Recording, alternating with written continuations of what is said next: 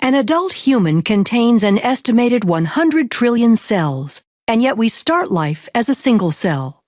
To grow, develop, and repair tissue damage, we rely on cell division. In eukaryotic cells, this process is accomplished by a series of well-orchestrated steps called mitosis. Every day our bodies must produce millions of skin cells to replace those lost through normal activity. Each of these cells must have a complete complement of the genetic material.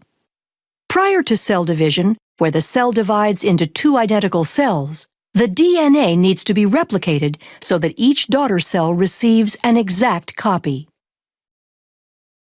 Following DNA replication, the chromosomes condense in the nucleus of the cell. DNA condenses by wrapping around cores of histone proteins, forming nucleosomes.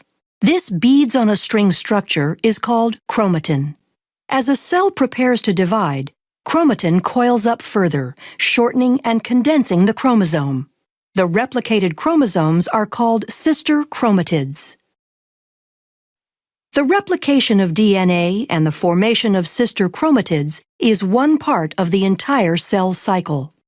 To prepare for cell division, the cell goes through interphase, which can be divided into three distinct phases.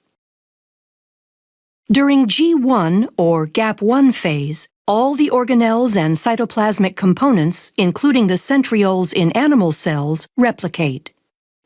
Then during S or synthesis phase, the DNA replicates. Finally, during G2 or gap2 phase, all the enzymes needed to aid in the process of cell division are produced. Most eukaryotic cells spend a great deal of time in interphase, and a very short period of time actually dividing, a process called mitosis. The cell is now ready to go through mitosis, which consists of prophase, metaphase, anaphase, and telophase. During prophase, the chromosomes condense and become visible, appearing as two sister chromatids held together at the centromere. The cytoskeleton disassembles as the spindle begins to form. In animal cells, centrioles play an important role in the distribution of the chromosomes in the dividing cell. The centrioles migrate to opposite poles, establishing a bridge of microtubules called the spindle apparatus, and the nuclear envelope breaks down. Towards the end of prophase, chromosomes attach, by proteins in their centromeres called kinetochores, to microtubules from each pole, moving the chromosomes toward the equator of the cell. During metaphase, all chromosomes are aligned at the equator of the cell, called the metaphase plate. Anaphase begins with the degradation of proteins that hold sister chromatids together, freeing individual chromosomes. The free chromosomes are then pulled by their kinetochores to opposite poles. At telophase, a cleavage furrow forms in the center of the cell. This indentation is made from a constricting belt of actin filaments surrounding the inside of the cell's circumference. Chromosomes cluster at opposite poles and begin decondensing as the nuclear envelope reforms around them. The spindle apparatus disassembles as the microtubules are broken down into tubulin monomers that can be used to form the cytoskeleton of the daughter cells. In animal cells, cytokinesis completes cell division by extending the cleavage furrow to completely separate the newly formed daughter cells. Since plant cell walls cannot be constricted by actin fibers, vesicles form an expanding membrane partition called the cell plate. Like animal cells, plant cells use cytokinesis to finish the division of the contents of the cytoplasm between the two identical daughter cells. During the cell cycle, certain checkpoints are encountered to make sure the process is occurring accurately.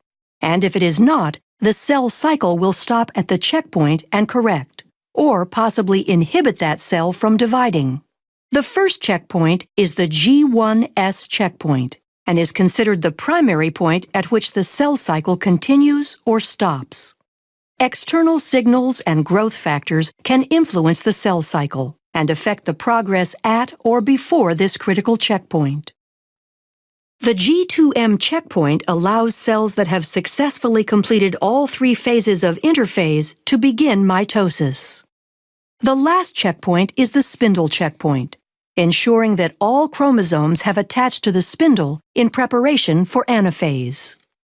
Growth factors, the size of the cell, and the nutritional state of the cell are all contributing factors in cell cycle regulation, ensuring that only certain cells divide at appropriate times. Once all the checkpoints in interphase are cleared, mitosis can occur.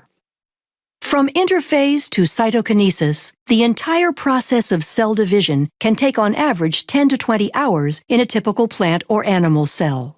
Depending on the nature and use of the cell, the process can happen at different frequencies as well. In humans, our skin cells have a high turnover rate due to wear and tear and go through mitosis very frequently, whereas other cells, such as adult neurons and muscle cells, rarely divide. The accuracy of mitosis, as well as the consistency of the checkpoints during interphase, ensure that most cells in a eukaryotic organism can produce identical copies of themselves.